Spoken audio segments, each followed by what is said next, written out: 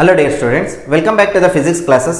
Last class ಅಲ್ಲಿ ನಾನು electromagnetic induction ಇಂದು ಅದೇ ರೀತಿ semiconductor electronics ನ complete synopsis ನ explain ಮಾಡಿದ್ದೀನಿ, including logic gate ನ previous year problems. ನೋಡಿ ಈ ಒಂದು ಕ್ಲಾಸ್ ಅಲ್ಲಿ ನಾನು ಏನು ಮಾಡ್ತೀನಿ, ಇಲ್ಲೇವರೆಗೂ ಕೇಳಿರ್ತಕ್ಕಂಥ 15 year questions ನ semiconductor electronics ಅಲ್ಲಿ except logic gates ನ ನಾನು explain ಮಾಡ್ತಾ ಹೋಗ್ತೀನಿ. ನೋಡಿ ಇಲ್ಲಿ ಏನಾಗಿರುತ್ತೆ ಅಂದರೆ ಇದು ತುಂಬ ಥಿಯರಿ ಓರಿಯೆಂಟೆಡ್ ಆಗಿರೋದ್ರಿಂದ ಇಲ್ಲಿ ತುಂಬ ಎಕ್ಸ್ಪ್ಲನೇಷನ್ ನೀಡಿರೋದಿಲ್ಲ, ಎಲ್ಲೆಲ್ಲಿ ಎಕ್ಸ್ಪ್ಲನೇಷನ್ ನೀಡಿರುತ್ತೋ ಅಲ್ಲಿ ನಾನು ಎಕ್ಸ್ಪ್ಲೈನ್ ಮಾಡ್ತಾ ಹೋಗ್ತೀನಿ. Want to the first question. To a germanium crystal equal number of aluminium and indium atoms are added, then ನೋಡಿ ಅಲ್ಯೂಮಿನಿಯಮ್ ಮತ್ತು ಇಂಡಿಯಂ ಆಟಮ್ನ ಆ್ಯಡ್ ಮಾಡಿದಾಗ ಅಲ್ಯೂಮಿನಿಯಂ ಇಂಡಿಯಂ, ನೋಡಿ ಅಲ್ಯೂಮಿನಿಯಮ್ ಮತ್ತು indium atoms are the trivalent impurities. These are trivalent impurities. Trivalent impurities similarly ನಿಮಗೆ phosphorus ಆಗಿರ್ಬೋದು, bismuth ಆಗಿರ್ಬೋದು, antimony ಆಗಿರ್ಬೋದು, ಇವೆಲ್ಲ ನಾವೇನಂತ ಕರಿತೀವಿ ಅಂದರೆ ಪೆಂಟಾವೇಲೆಂಟ್ ಇಂಪ್ಯೂರಿಟೀಸ್. ಪೆಂಟಾವೇಲೆಂಟ್ ಇಂಪ್ಯೂರಿಟೀಸ್ ನೋಡಿ ಇವನ್ನ ನಾವೇನಾದರೂ ಪ್ಯೂರ್ ಜರ್ಮೇನಿಯಮ್ ಮತ್ತು ಸಿಲಿಕಾನ್ಗೆ ಆ್ಯಡ್ ಮಾಡಿದರೆ this is becomes P type semiconductor. Trivalent ಇಂಪ್ಯೂರಿಟಿನ ಆ್ಯಡ್ ಮಾಡಿದಾಗ ಪಿ ಟೈಪ್ ಆಗುತ್ತೆ. ಅದೇ ರೀತಿ ಇವನ್ನ ಜರ್ಮೇನಿಯಮ್ ಮತ್ತು ಸಿಲಿಕಾನ್ಗೆ ನಾವೇನಾದರೂ ಆ್ಯಡ್ ಮಾಡಿದರೆ this is N type semiconductor. This are pentavalent, this is becomes N type semiconductor. So in the question aluminium and indium are added, so it becomes P type semiconductor. Option C is correct. Next question, minority carriers in a P type semiconductor. ನೋಡಿ P type ಸೆಮಿಕಂಡಕ್ಟರಲ್ಲಿ P ಅಂದರೆ ನೆನ್ಪಿಟ್ಕೊಳ್ಳಿ, that is positive. Positive ಅಂದರೆ ಇಲ್ಲಿರ್ತಕ್ಕಂಥದ್ದು holes are the positive charges, holes are the majority charge carrier in the case of P type. Similarly electrons are the minority charge carrier in the case of P type. ಅದೇ ರೀತಿ N ಟೈಪಿಗೆ ಬಂದಾಗ N ಅಂದರೆ negative ಇರ್ತಕ್ಕಂಥದ್ದು electrons. So electrons are the majority charge carrier, holes are the minority charge carrier. Holes are the minority charge carrier. P type ಕೇಳಿದರೆ electrons, it is also called as a free electrons.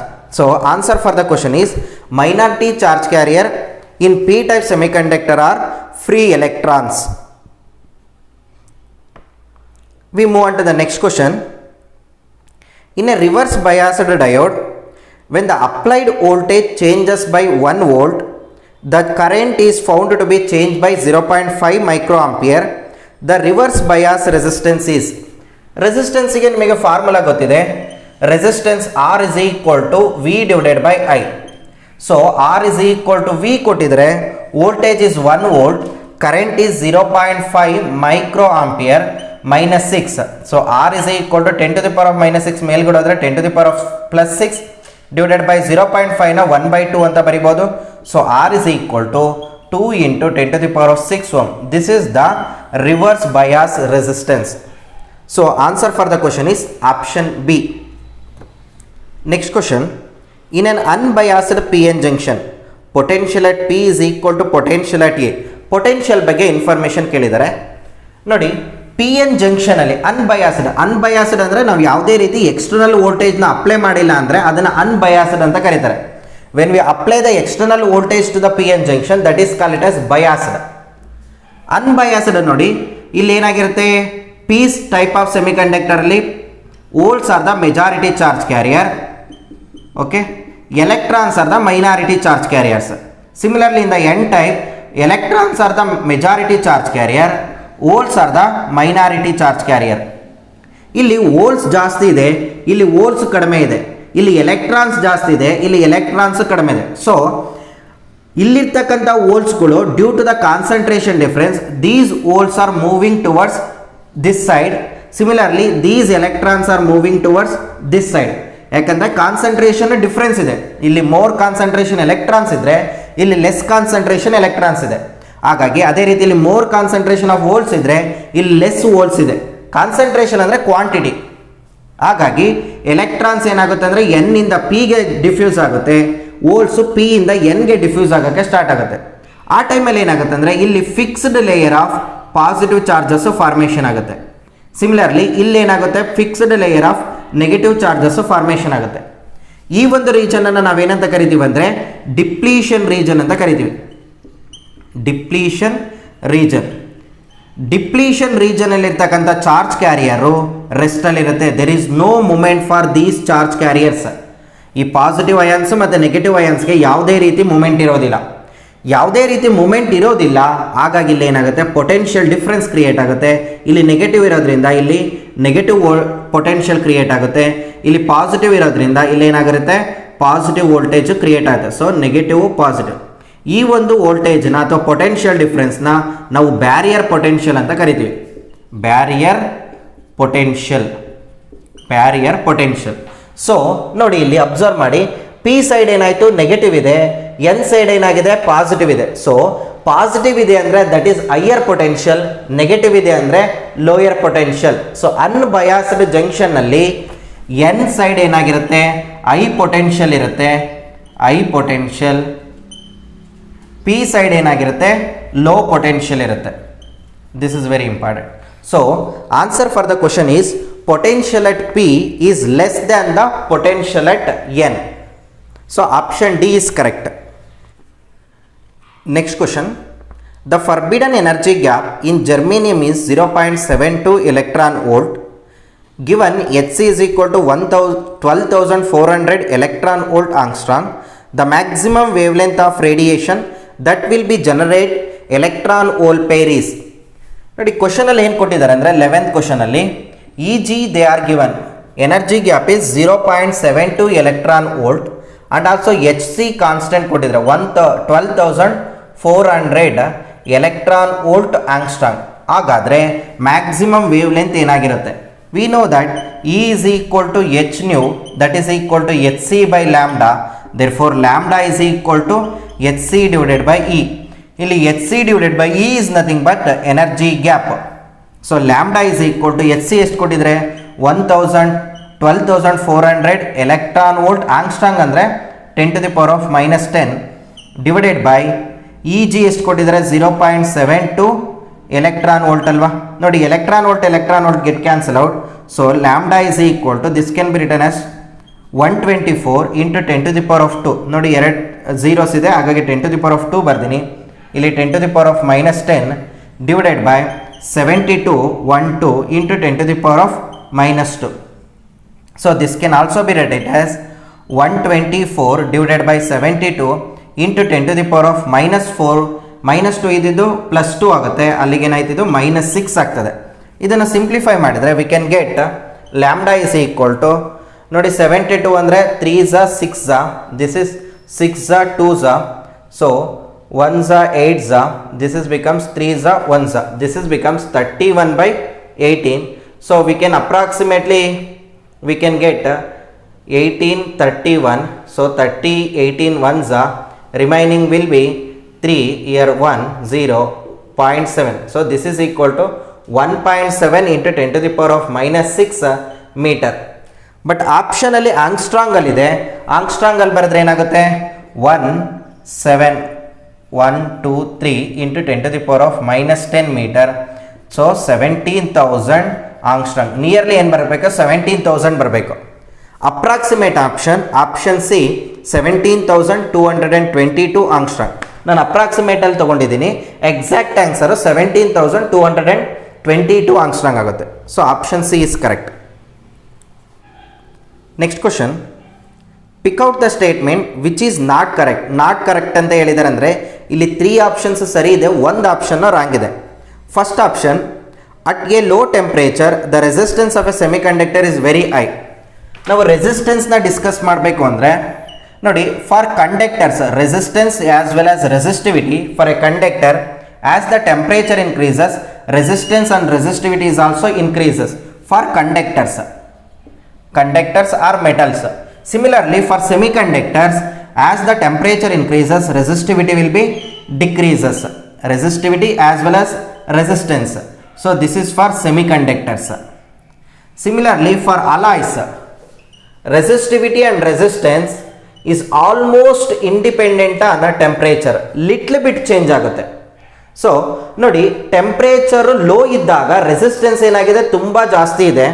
As the temperature increases resistance will be decreases in the case of semiconductor. So option A is correct. Next option ನೋಡಿ, movement of the holes is restricted to the valence band only. ನಾನು synopsis ಅಲ್ಲಿ explain ಮಾಡಿದ್ದೀನಿ. This is we are call it as a conduction band, this is we are call it as a valence band. ಇಲ್ಲಿ so many number of electrons ಇರುತ್ತೆ. This is we are call it as a energy gap. When we supply the energy to these electrons ಏನು ಮಾಡುತ್ತೆ, ಈ ಎನರ್ಜಿನ gain ಮಾಡ್ಕೊಂಡ್ಬಿಟ್ಟು ಇಲ್ಲಿರ್ತಕ್ಕಂಥ electron ಇಲ್ಲಿಗೆ jump ಆಗಿಬಿಡುತ್ತೆ. So electron ಏನು ಮಾಡುತ್ತೆ, ಇಲ್ಲಿಗೆ ಬರುತ್ತೆ. ಇಲ್ಲಿಗೆ ವೇಕೆನ್ಸಿ ಕ್ರಿಯೇಟ್ ಆಗುತ್ತಲ್ವ ಈ ಎಲೆಕ್ಟ್ರಾನ್ ಇಂದು, ಆ ವೇಕೆನ್ಸಿನ ಫಿಲ್ ಮಾಡ್ತಕ್ಕಂಥದ್ದೇ ನಾವು ಹೋಲ್ ಅಂತ ಕರಿತೀವಿ. This vacancy we are call it as a hole. So hole is a vacancy created when electron break the covalent bond. ಈ ಎಲೆಕ್ಟ್ರಾನು ಕೋವಲೆಂಟ್ ಬಾಂಡಿಂದ ಬಾಂಡಿಂಗ್ ಇರುತ್ತೆ. ಈ ಒಂದು ಕೋವಲೆಂಟ್ ಬಾಂಡ್ನ ಬ್ರೇಕ್ ಆದಾಗ ಆ ವೇಕೆನ್ಸಿನ ಫಿಲ್ ಮಾಡ್ತಕ್ಕಂಥದ್ದೇ ನಾವು ಹೋಲ್ ಅಂತ ಕರಿತೀವಿ. ಸೊ ಹೋಲ್ ನೋಡಿ, hole will be restricted only to the valence band. Holes conduction ಬ್ಯಾಂಡಲ್ಲಿ ಎಕ್ಸಿಸ್ಟ್ ಆಗಲ್ಲ. ಯಾವಾಗ ಇಲ್ಲಿರ್ತಕ್ಕಂಥ ಎಲೆಕ್ಟ್ರಾನ್ ಇಲ್ಲಿಗೆ ಜಂಪ್ ಆಗುತ್ತೋ, ಈಗ ಇನ್ನೊಂದು ಎಲೆಕ್ಟ್ರಾನ್ ಇಲ್ಲಿಗೆ ಜಂಪ್ ಆಯಿತು ಅಂದರೆ ಇಲ್ಲಿ ಇನ್ನೊಂದು ಹೋಲ್ ಕ್ರಿಯೇಟ್ ಆಗುತ್ತೆ. ಇನ್ನೊಂದು ಎಲೆಕ್ಟ್ರಾನ್ ಇಲ್ಲಿಗೆ ಜಂಪ್ ಅಂತಂದರೆ ಇಲ್ಲೊಂದು ಹೋಲ್ ಕ್ರಿಯೇಟ್ ಆಗುತ್ತೆ. ಸೊ ಹೋಲ್ ಯಾವಾಗಲೂ ಕೂಡ ವೇಲೆನ್ಸ್ ಬ್ಯಾಂಡಲ್ಲಿ ಇರುತ್ತೆ. So option B is also right. Next ನೋಡಿ option C, width of the depletion region increases as the forward bias voltage increases. This is very important. ನೀಟಲ್ಲೂ ಕೇಳಿದ್ದಾರೆ forward bias as well as reverse bias. ನಾನು concept ವಿಡಿಯೋದಲ್ಲಿ explain ಮಾಡಿದ್ದೀನಿ. Forward bias ಅಂದ್ರೇನು, reverse bias. ನೋಡಿ, forward ಬಯಾಸನ್ನು apply ಮಾಡಿದಾಗ width of the depletion region will be decreases.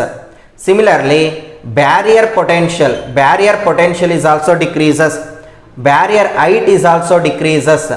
Current is due to the majority charge carriers. Similarly, ಇದು ಉಲ್ಟಾ, ಯಾವುದರಲ್ಲಿ, ರಿವರ್ಸ್ ಬಯಾಸ್ ಅಲ್ಲಿ width of the depletion region ಏನಾಗುತ್ತೆ, ಇನ್ಕ್ರೀಸ್ ಆಗುತ್ತೆ. Similarly barrier potential and barrier height will be increases.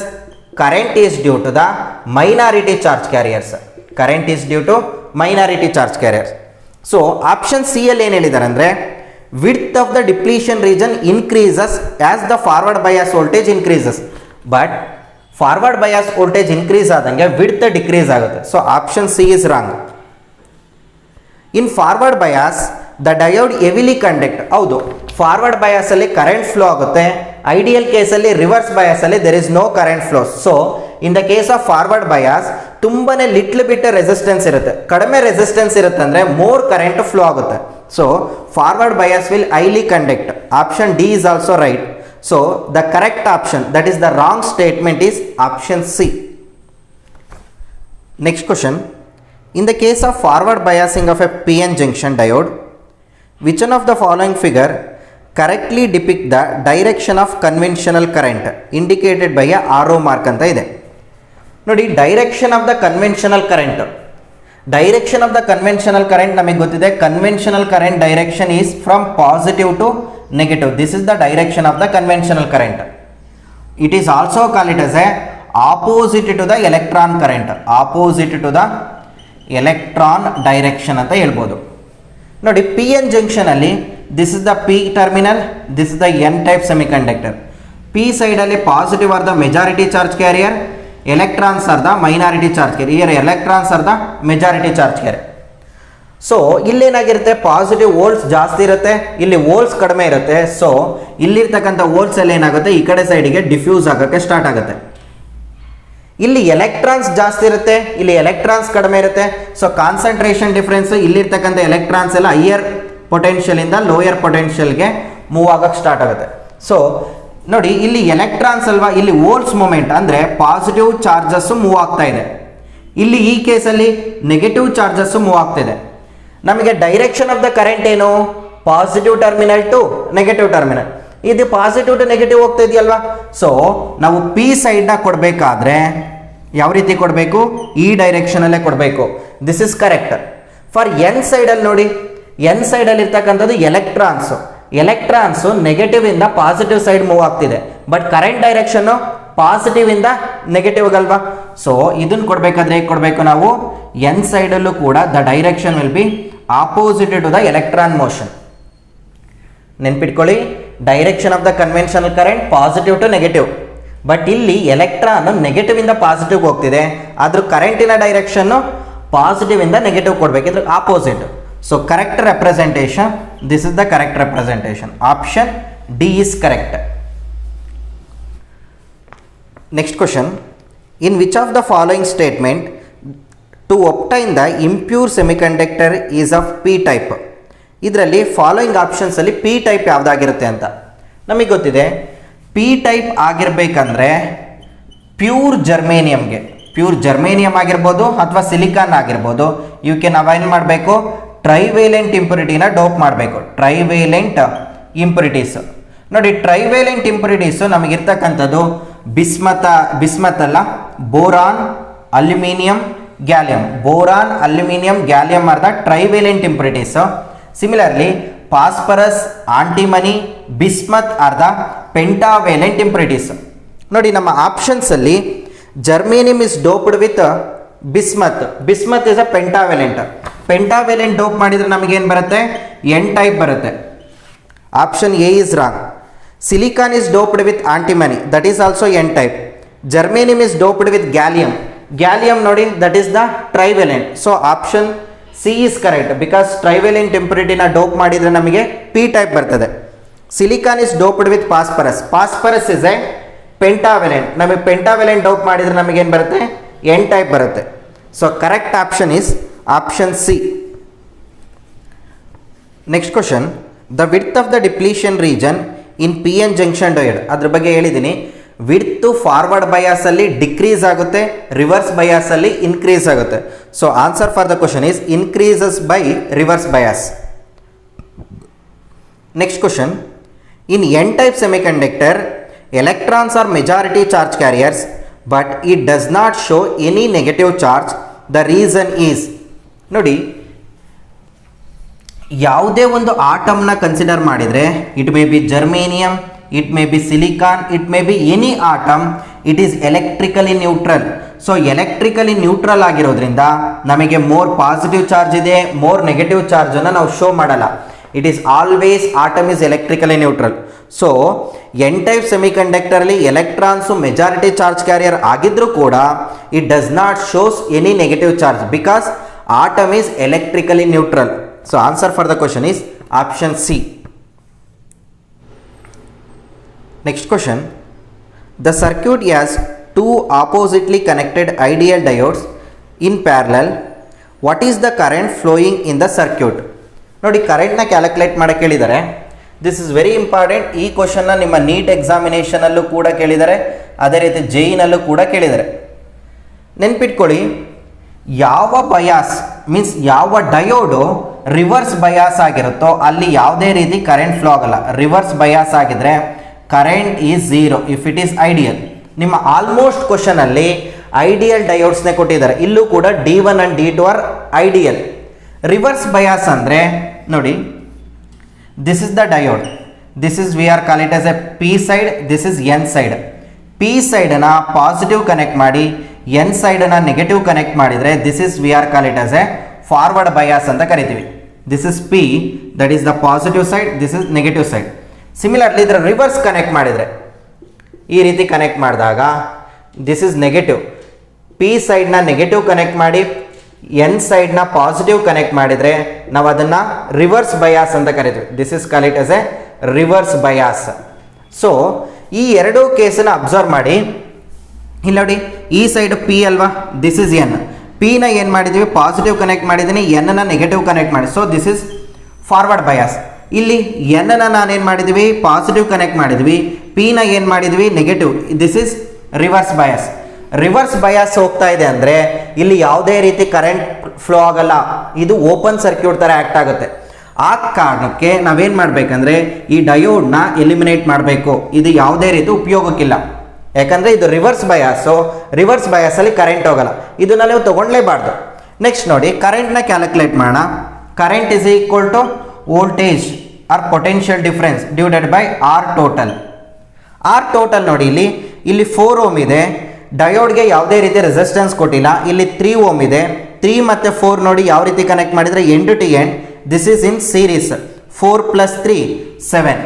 So voltage ಎಷ್ಟಿದೆ, 12 ಇದೆ. 12 + 4 + 3 so 12 divided by 7, I is equal to 7 ones are 7 ones are, so 1.71 ampere. This is the answer for the given question. ನೆನ್ಪಿಟ್ಕೊಳ್ಳಿ, ಎಲ್ಲಿ reverse bias ಆಗಿರುತ್ತೋ ಅಲ್ಲಿ current flow ಆಗಲ್ಲ. ಇದು ಇಲ್ಲೇ ಇರ್ಬೋದು ಅಥವಾ ಇಲ್ಲೇ ಇರ್ಬೋದು, ಎಲ್ಲಿರುತ್ತೋ ಅಲ್ಲಿ ಅದನ್ನು ಕಂಪ್ಲೀಟ್ಲಿ ಆ ಲೈನನ್ನೇ ಎಲಿಮಿನೇಟ್ ಮಾಡ್ಕೊಳ್ಳಿ. ಓಕೆ, ಅಲ್ಲಿ ಯಾವುದೇ ರೀತಿ ಕರೆಂಟ್ ಫ್ಲೋ ಆಗಲ್ಲ. So only current flows through the forward bias. This is the concept we are used. So answer for the question is 1.71 ampere. Next question. An LED is constructed from a PN junction based on a certain semiconducting material whose energy gap is 1.9 electron volt. Then the wavelength of the emitted radiation is. ನೋಡಿ, wavelength ನ calculate ಮಾಡಕ್ಕೆ ಹೇಳಿದ್ರೆ ಇದನ್ನ ನಾವು calculate ಮಾಡಿದಲ್ಲೂ ಕೂಡ answer ಹೇಳ್ಬೋದು. Because LED ನ make ಮಾಡೋಕ್ಕೆ ನಾವು ಯೂಸ್ ಮಾಡ್ತಕ್ಕಂಥ semiconducting material those are in the visible ರೇಂಜಲ್ಲೇ ಇರಬೇಕು. ಆದರೆ ಎನರ್ಜಿ ಗ್ಯಾಪ್ ಏನಾಗಿರಬೇಕು, ವಿಸಿಬಲ್ ರೇಂಜಲ್ಲೇ ಇರಬೇಕು. ವಿಸಿಬಲ್ ರೇಂಜಿನ ವೇವ್ ಲೆಂತ್ ಏನಾಗಿರುತ್ತೆ, ನಿಯರ್ಲಿ 450 ನ್ಯಾನೋಮೀಟರಿಂದ 700 ನ್ಯಾನೋಮೀಟರ್ ತನಕ ಇರುತ್ತೆ. ಸೊ ನಮಗೆ ಗಿವನ್ ಆಪ್ಷನಲ್ಲಿ ಇರ್ತಕ್ಕಂಥದ್ದು ಒಂದೇ option, that is 6.5 into 10⁻⁻7 metre. LED ನ ಮೇಕ್ ಮಾಡೋಕ್ಕೆ ನಾವು ಯೂಸ್ ಮಾಡ್ತಕ್ಕಂಥ ಮೆಟೀರಿಯಲ್ಲಿನ wavelength range is always in the visible range. Otherwise we can use the formula E is equal to h nu, that is equal to hc by lambda. Therefore lambda is equal to hc divided by E. hc value ನೆನ್ಪಿಟ್ಕೊಳ್ಳಿ ಅಂತ ಹೇಳಿದ್ದೀನಿ.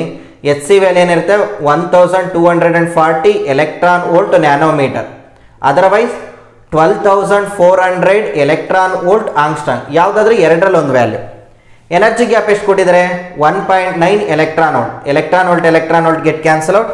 So we can get lambda is equal to nearly 6.5 into 10⁻⁻7 metre ಬರ್ತದೆ. This is the answer for the given question. Next question. Constant DC voltage is required from a variable AC voltage. Which of the following is correct order of the operation? Rectifier, filter ಮತ್ತು regulator ಕೊಡೋದು. ಅದರಲ್ಲಿ order ಯಾವುದು ಸರಿ ಅಂತ ನೋಡಿ.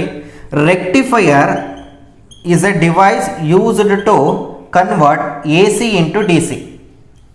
ಹಾಗಾಗಿ first ನಮಗೇನಿರಬೇಕು, rectifier ಇರಬೇಕು. ರೆಕ್ಟಿಫೈಯರು AC ನ DC ಆಗಿ ಕನ್ವರ್ಟ್ ಮಾಡುತ್ತೆ. ಸೆಕೆಂಡ್ ಥಿಂಗ್, ರೆಕ್ಟಿಫೈಯರ್ ಇಂದ ಬಂದಿರತಕ್ಕಂಥ ಔಟ್ಪುಟ್ ಇರುತ್ತಲ್ವಾ, ಅದರಲ್ಲಿ ಸಮ್ AC ರಿಪಲ್ಸ್ ಇರುತ್ತೆ. ಓಕೆ, ಅಂದರೆ ಸಮ್ AC ಕಂಟೆಂಟ್ ಇರುತ್ತೆ. ರೆಕ್ಟಿಫೈಯರಲ್ಲಿ ಔಟ್ಪುಟ್ ಬರುತ್ತೆ, ಅದು DC ಆಗಿರುತ್ತೆ, ಬಟ್ ಸಮಾಟ್ AC ರಿಪಲ್ ಇರುತ್ತೆ. ಆ AC ರಿಪಲ್ನ ಎಲಿಮಿನೇಟ್ ಮಾಡೋಕ್ಕೆ we are using the filters like capacitor. Capacitor is acts as a filter. ಅದೇನು ಮಾಡುತ್ತೆ, DC ನ ಬ್ಲಾಕ್ ಮಾಡಿಬಿಟ್ಟು AC ನ ಹೊರಗಡೆ ಕಳಿಸುತ್ತೆ. So filter can remove the AC ripples. Then ನಾವೇನು ಮಾಡಬೇಕು, ರೆಗ್ಯುಲೇಟರ್ನ ಯೂಸ್ ಮಾಡಿದರೆ we can get the DC output. So correct order ಯಾವುದಿರಬೇಕು, ಫಸ್ಟ್ ರೆಕ್ಟಿಫೈಯರ್ AC ನ DC ಆಗಿ ಕನ್ವರ್ಟ್ ಮಾಡೋಕ್ಕೆ. ನೆಕ್ಸ್ಟು ಫಿಲ್ಟರ್ ಯೂಸ್ ಮಾಡಬೇಕು. ಫಿಲ್ಟರ್ನ ಏನಕ್ಕೆ ಯೂಸ್ ಮಾಡಬೇಕು, ಸಮ್ AC ಕಂಟೆಂಟ್ನ ರಿಮೂವ್ ಮಾಡೋಕ್ಕೆ. ಅದಾದಮೇಲೆ ಏನಿರಬೇಕು, ರೆಗ್ಯುಲೇಟರ್ ಇರಬೇಕು. So correct order is rectifier, filter and regulator. Next question. In the figure shown, if the diode forward voltage drop is 0.2 volt, the voltage difference between A and B is. ನೋಡಿ, this is the diagram given. What will be the voltage difference between A and B ಅಂತ ಕೇಳಿದ್ದಾರೆ. ನೋಡಿ, ಇದನ್ನು ಯಾವ ರೀತಿ solve ಮಾಡೋದಂದರೆ, ನೋಡಿ ಇಲ್ಲಿ ಪೊಟೆನ್ಷಿಯಲ್ A ಇದೆಯಲ್ವಾ, ಇದನ್ನು ಹಾಗೆ ಬರ್ಕೊಳ್ಳಿ. Potential at A that is equal to, potential at A is equal to, ನೋಡಿ ಇಲ್ಲಿ ಪೊಟೆನ್ಷಿಯಲ್ ಟರ್ಮ್ನ ತೊಗೊಂಡಿದ್ದೀನಲ್ವಾ, ಇಲ್ಲೂ ನೀವೇನು ಮಾಡ್ತಾ ಹೋಗಬೇಕು, ಪೊಟೆನ್ಷಿಯಲ್ ಟರ್ಮ್ನ ತೊಗೋಬೇಕು. ಪೊಟೆನ್ಷಿಯಲ್ ಅಂದರೆ ಕರೆಂಟ್ ಇಂಟು ರೆಸಿಸ್ಟೆನ್ಸ್ ಅಲ್ವಾ. ಕರೆಂಟ್ 0.2 ಮಿಲಿ, ಇಲ್ಲಿ 5 ಅಲ್ವಾ. ಸೊ 0.2 ಇಂಟು 10⁻⁻3 ಇಂಟು ವೋಲ್ಟೇಜ್ ಎಷ್ಟಿದೆ, ಸರಿ, ರೆಸಿಸ್ಟೆನ್ಸು 5 ಇಂಟು 10⁻3. ನೋಡಿ, ಹಾಗೆ ಕರೆಂಟ್ ಈಗ ಬರ್ತಾ ಇದೆ, ಯೂನಿ ಡೈರೆಕ್ಷನಲ್ ಕರೆಂಟ್ ಇಲ್ಲ ಫ್ಲೋ ಆಗ್ತಿದೆ. ಇಲ್ಲಿ ಎಷ್ಟು ವೋಲ್ಟೇಜ್ ಡ್ರಾಪ್ ಆಗಿದೆ, 0.2 ಪ್ಲಸ್ 0.2. ನೆಕ್ಸ್ಟ್ ನೋಡಿ, ಈ ಬಂದಿರತಕ್ಕಂಥ ಕರೆಂಟ್ ಹೀಗೆ ಫ್ಲೋ ಆಗುತ್ತೆ, ಇಲ್ಲಿ ಮತ್ತೆ ಪೊಟೆನ್ಷಿಯಲ್ ಡ್ರಾಪ್ ಆಗುತ್ತೆ. ಎಷ್ಟು ಪೊಟೆನ್ಷಿಯಲ್ ಡ್ರಾಪ್ ಆಗುತ್ತೆ, ಪ್ಲಸ್ ಕರೆಂಟ್ ಇಂಟು ರೆಸಿಸ್ಟೆನ್ಸ್ ಅಲ್ವಾ. ಕರೆಂಟ್ ಇಂಟು ರೆಸಿಸ್ಟೆನ್ಸ್, ಕರೆಂಟ್ ಎಷ್ಟಿದೆ, this much of current, 0.2 into 10⁻³ into 5 into 10⁻+3 plus ಇಲ್ಲೆಷ್ಟಿದೆ ಪೊಟೆನ್ಷಿಯಲ್ ಡ್ರಾಪ್ ಈ ಪಾಯಿಂಟಲ್ಲಿ, that is the potential at B, VB. ನೋಡಿ, ಈ ರೀತಿ ಪ್ರಾಬ್ಲಮ್ನ ಸಾಲ್ವ್ ಮಾಡೋದು. ಇದನ್ನು ಕರೆಂಟ್ ಎಲೆಕ್ಟ್ರಿಸಿಟಿನಲ್ಲಿ ಇದೇ ಥರ ಬರುತ್ತೆ.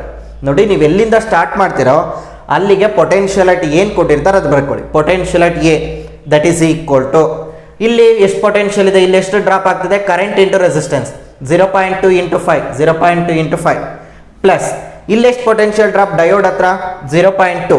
ಸಮ್ಟೈಮ್ಸ್ ಕೊಟ್ಟಿರ್ಬೋದು ಕೊಟ್ಟಿಲ್ಲದೆ ಇರ್ಬೋದು, ಕೊಟ್ಟಿದ್ರೆ ಬರ್ಕೊಳ್ಳಿ, ಇಲ್ಲಾಂದ್ರೆ 0.2 ಪ್ಲಸ್ ನೋಡಿ ಈ ರೆಸಿಸ್ಟರ್ ಹತ್ರ ಎಷ್ಟು ಡ್ರಾಪ್ ಆಗ್ತಿದೆ, ಐ ಇಂಟು ಆರ್. ಇಲ್ಲಿ ಈ ಪಾಯಿಂಟಲ್ಲಿ ಎಷ್ಟು ಪೊಟೆನ್ಷಿಯಲ್ ಇದೆ, ಪ್ಲಸ್ ವಿ ಬಿ. ನಮಗೆ ಬೇಕಾಗಿರೋದೇನು, V A minus V B, potential difference between A and B, V A minus V B. This is also we are write it as V A B ಅಂತ ಬರಿತೀವಿ. So ಇದು ನೋಡಿ 0.2 into 5 is 1 ಅಲ್ವಾ, into 10 to the power of minus 3 plus 3 get cancel out. So 1 plus 0.2 plus ಇಲ್ಲಿ ನೋಡಿ ಇದು ಕೂಡ 1 ಆಗುತ್ತಲ್ವಾ, V ಬಿನ ನಾನು ಈ ಕಡೆ ಕಳಿಸ್ಕೊಂಡಿದ್ದೀನಿ. So V A minus V B is equal to 2.2 volt. This is the answer. ನೋಡಿ ಈ ಮೆಥಡ್ನ ಯೂಸ್ ಮಾಡಿದರೆ ನೀವು ಕರೆಂಟ್ ಎಲೆಕ್ಟ್ರಿಸಿಟಿಯಲ್ಲಿ ಇರ್ತಕ್ಕಂಥ ಪ್ರಾಬ್ಲಮ್ನ ಸಾಲ್ವ್ ಮಾಡ್ಬೋದು. So answer for the question is 2.2 volt.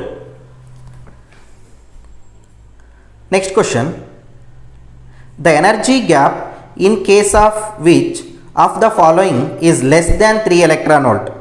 ಅಂದರೆ ಅಮಾಂಗ್ 4 ಆಪ್ಷನ್ಲಿ ಯಾವ ಒಂದು ಎಲಿಮೆಂಟಿಗೆ energy gap less than 3 electron volt ಇದೆ.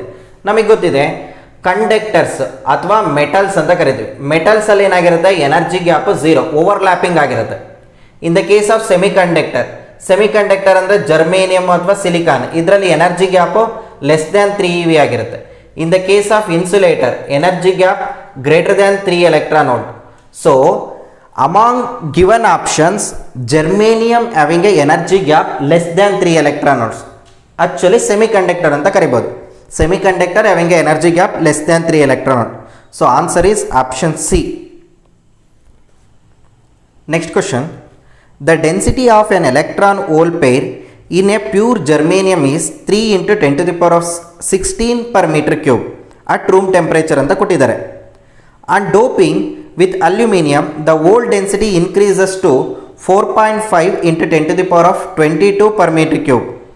Now the electron density in doped germanium is. ನೋಡಿ ಎಕ್ಸ್ಟ್ರಿನ್ಸಿಕ್ ಸೆಮಿಕಂಡಕ್ಟರ್ಗೆ ಒಂದು ರಿಲೇಷನ್ ಇದೆ, that is Ni square is equal to Ne into NH. ಇಲ್ಲಿ Ne ಅಂದರೆ electron density in a covalent in conduction band, NH ಅಂದರೆ hole density in a valence band, Ni ಅಂದರೆ number of electron hole pairs initially ಅಂದರೆ without doping. Before doping ಮಾಡಬೇಕಾದ್ರೆ, before ಡೋಪಿಂಗಿಗಿಂತ ಮುಂಚೆ ಎಷ್ಟಿರುತ್ತೋ ಅದನ್ನು Ni ಅಂತ ಕರಿತೀವಿ. Ni we are also call it as a intrinsic career concentration.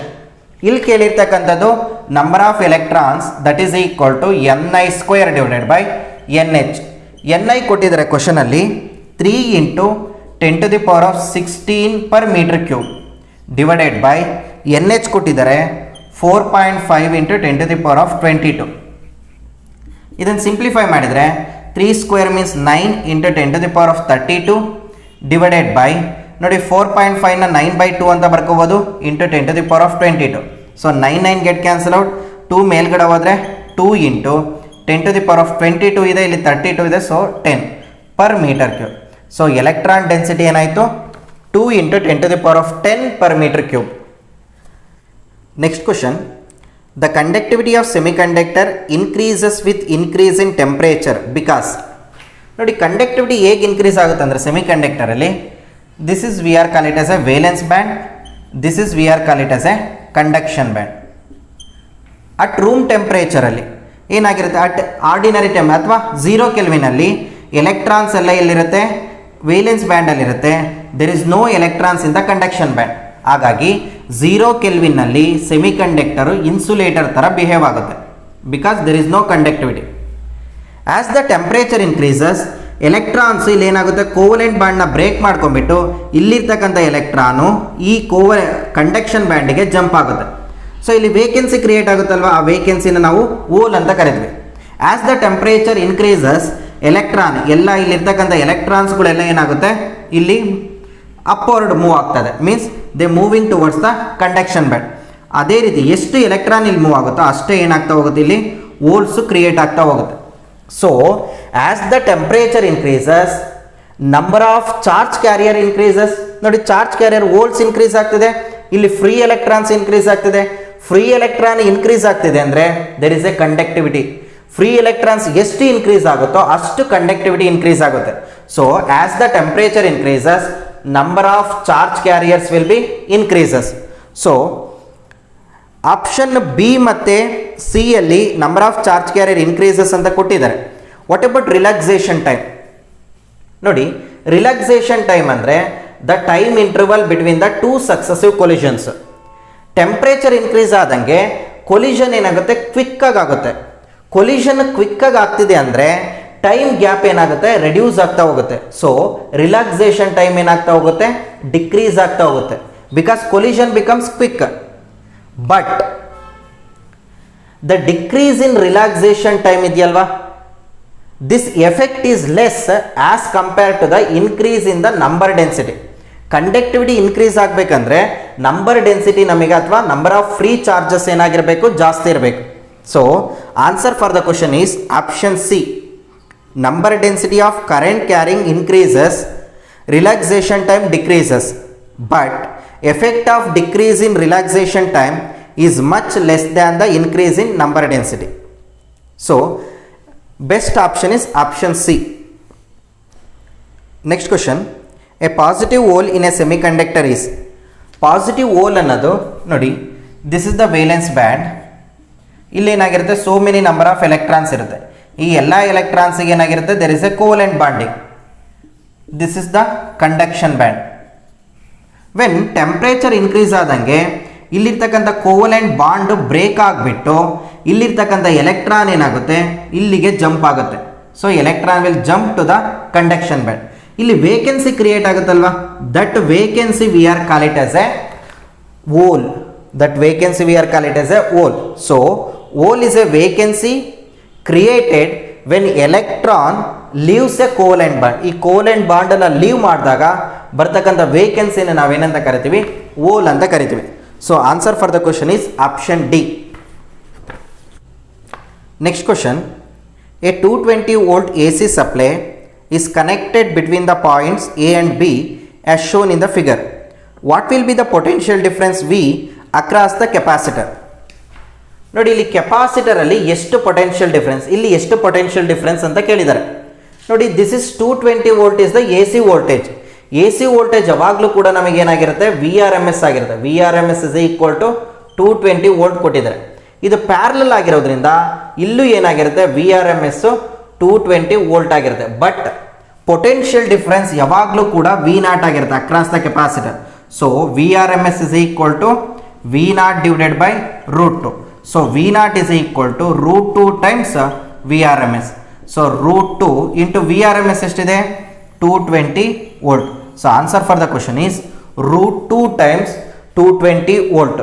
Because RMS ವ್ಯಾಲ್ಯೂನ ನಾವು ಯಾವುದಕ್ಕೆ ರೆಪ್ರೆಸೆಂಟ್ ಮಾಡೋದು, AC ವೋಲ್ಟೇಜ್ಗೆ ರೆಪ್ರೆಸೆಂಟ್ ಮಾಡೋದು. ಬಟ್ DC ವೋಲ್ಟೇಜ್ನ ವ್ಯಾಲ್ಯೂನ ಕ್ಯಾಲ್ಕುಲೇಟ್ ಮಾಡಬೇಕಾದ್ರೆ V0ನ ಕ್ಯಾಲ್ಕುಲೇಟ್ ಮಾಡಬೇಕು. V0 is equal to √2 times the VRMS. VRMS ಕೊಟ್ಟಿದ್ದಾರೆ, ಅದನ್ನು ಸಬ್ಸ್ಟಿಟ್ಯೂಟ್ ಮಾಡಿದ್ದಾರೆ. So answer for the question is option B.